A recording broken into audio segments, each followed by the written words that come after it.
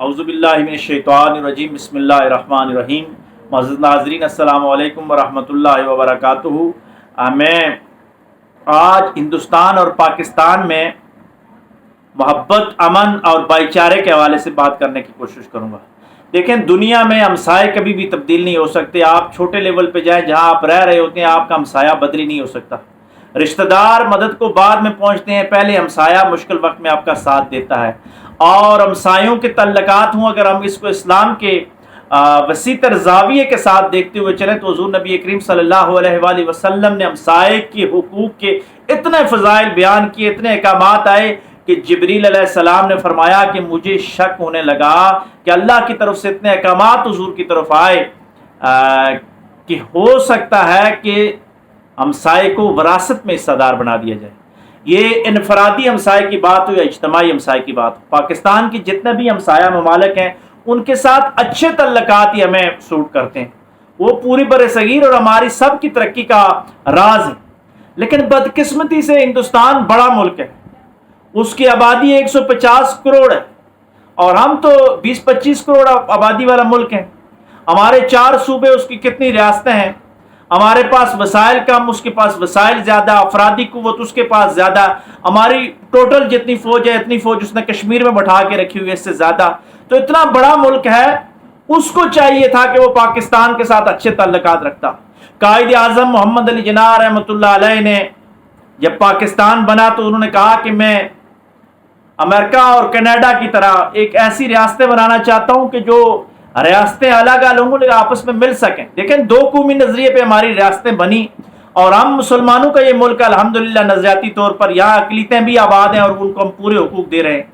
हिंदुस्तान ने लिबरलिज्म का नारा लगाया तो वो थोड़ा सा उसका स्पेस देता, वो अपने बॉर्डर खोलता। मुस्लिम सूफिया की वहाँ पे मज़ारात हैं। दिल्ली तो मुसलमानों की जो तारीख है उसका एक सुनहरा बाब है, तो वो हमें वीज़े देता, हमें वहाँ बुलाता।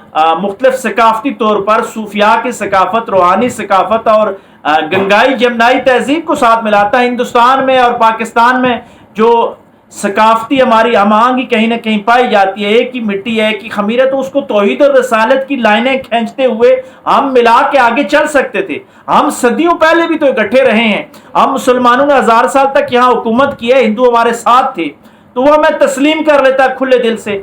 और फिर हिंदुस्तान और पाकिस्तान की जो बुनियादी लड़ाई की बुनियादी वजह है वो कश्मीर है, जिसको बानी पाकिस्तान ने कश्मीर को पाकिस्तान की शहर कहा था। क्यों कहा था कि एक तो कश्मीर की आबादी मुसलमान है, कश्मीर के दरियाओं का रुख भी पाकिस्तान की तरफ और कश्मीरियों के दिलों का रुख भी पाकिस्तान की तरफ। 1947 से पहले कश्मीरियों का तमाम तर जो माशी राब्ता था वो रावलपिंडी शहर के साथ था और राजा बाजार से सारी चीजें श्रीनगर तक जाया करती थी। तो हिंदुस्तान ने कश्मीर पे नाजायज कब्जा किया। हम ये भी नहीं कहते कि कश्मीर को पाकिस्तान का हिस्सा बना दिया जाए, कश्मीरियों को खुद मौका दिया जाए, उनको हक़ खुदरादियत दी जाए अक़वाम मुत्तहिदा की करारदादों के मुताबिक। और ये मसला अक़वाम मुत्तहिदा में खुद हिंदुस्तान लेके गया है, तो वो अपनी करारदादों पे अमल करवाता और कश्मीर का मसला हल होता। तो यकीन जाने आज हमालिया के इन जर्नों में यहाँ तरक्की के नगमे गाए जा रहे होते और हमालिया के फर्जंद और पूरा हिंदुस्तान और पाकिस्तान और पूरा बरसगीर पूरी दुनिया पे हुकूमत कर रहा होता। ये 70 साल जो हमने लड़ाइयों में ज़ाया कर दिए। लेकिन इसमें हमारा कसूर मैं फिर कहता हूँ कि बहुत कम है। पाकिस्तान छोटा मुल्क है, हम अपने मसाइल के साथ दो चार हैं। हमने वही असला बनाया जो हिंदुस्तान ने पहले बनाया। उसने 70s की दहाई में एटम बम बनाया, बदले में हमें एटम बम बनाना पड़ा। वो मिसाइल टेक्नोलॉजी की तरफ गया तो हमें भी जाना पड़ा। वो इतनी बड़ी फौज रखता है तो हमें भी फौज रखनी पड़ेगी।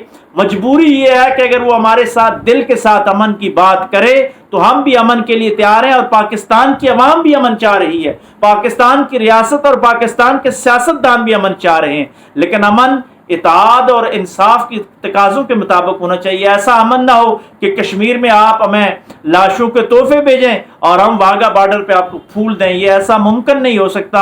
आप कश्मीर का मसला हल करें। और मैं हिंदुस्तान को ये बावर करवाना चाहता हूँ कि 70 साल हो गए, आप कश्मीरियों पे कितना खर्च कर चुके हो, लेकिन क्या कश्मीरी आपके हुए हैं? कभी भी वो जुल्म जबर पे आपके नहीं हो सकते। کشمیر کا اگلی نسل، یہ 5ویں 6ٹھی نسل آ گئی ہے جو نعرہ لگا رہی ہے کہ کشمیر بنے گا پاکستان، اور کچھ خود مختاری کی باتیں بھی کر رہے ہیں، لیکن جیسا بھی ہے ان کی زمین ہے، ان کا حق ہے، ان کو حق خود ارادیت دیا جائے۔ پاکستان تو تیار بیٹھا ہے کہ وہ کشمیریوں کو حق خود ارادیت دے گا۔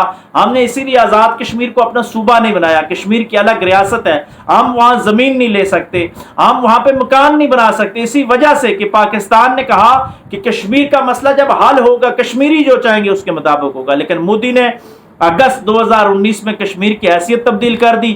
آپ ہندو آ کے سری نگر میں زمینیں خرید رہے ہیں، جموں میں زمینیں خرید رہے ہیں، اور وہ کیا سمجھتے ہیں کہ زمینیں خرید کر یک طرفہ کارروائی کر کے وہ کشمیریوں پہ قبضہ کر لیں گے۔ ایسا ممکن نہیں ہے، اور ایسا اگر ممکن ہوا بھی تو پاکستان یہ ہونے نہیں دے گا۔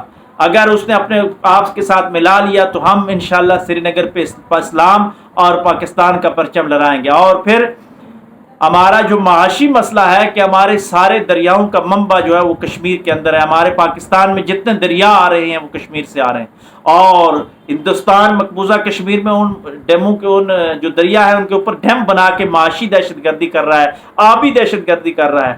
کیا وہ یہ سمجھتا ہے کہ ہمارا پانی بند کر لے گا؟ اور میں بلاول بھٹو کی اس بات سے 100% تائید کرتا ہوں کہ اگر ان دریاؤں میں پانی نہ آیا تو پھر ان دریاؤں میں خون بہے گا، اور پھر ایسا ہوگا کہ ڈیم آپ بناؤ گے اور ان ڈیموں پہ قبضہ انشاءاللہ ہم کریں گے۔ آپ کے ڈیم جب مکمل ہو جائیں گے تو پھر ہم کشمیر پہ حملہ کر کے کشمیر بھی آزاد کروائیں گے اور یہ ڈیم بھی آپ سے لے لیں گے۔ عزت کے ساتھ اگر ہندوستان پاکستان کے ساتھ چلتا ہے، اتحاد اور اتفاق کی بات کرتا ہے، تو پاکستانی قوم کے لیے بھی فائدہ اور ہندوستان کے لیے بھی فائدہ ہے۔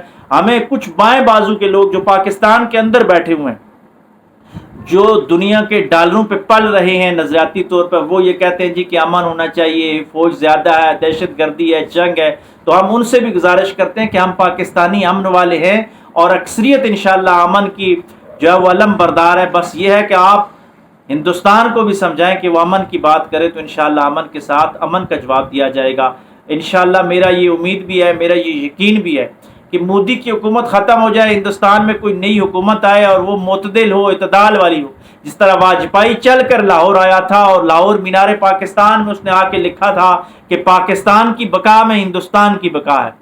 تو اس طرح کا کوئی وزیر اعظم اللہ کرے آ جائے ہندوستان میں بھی جو سمجھنے والا ہو، اور پاکستان میں بھی ایسی لیڈرشپوں کے مل بیٹھ کر یہ مسئلے حل کریں، کیونکہ بارود سے، میزائلوں سے، بموں سے مسئلے حل نہیں ہوتے، یہ انسانیت کی تباہی کے لیے ہوتے ہیں، لیکن مجبوری ہے ہمیں استعمال کرنے پڑ رہے ہیں۔ اللہ تبارک و تعالیٰ اس پورے برصغیر میں، پوری دنیا میں امن قائم ہو جائے، اور دنیا کے جتنے بھی لوگ ہیں اتحاد اور امن کے ساتھ رہ سکیں، انصاف والی زندگی گزار سکیں، یہی ہم سب کی چاہت ہے، اور یہی اسلام بھی چاہتا ہے، یہی انسانیت کا بھی پیغام ہے۔ پاکستان زندہ باد۔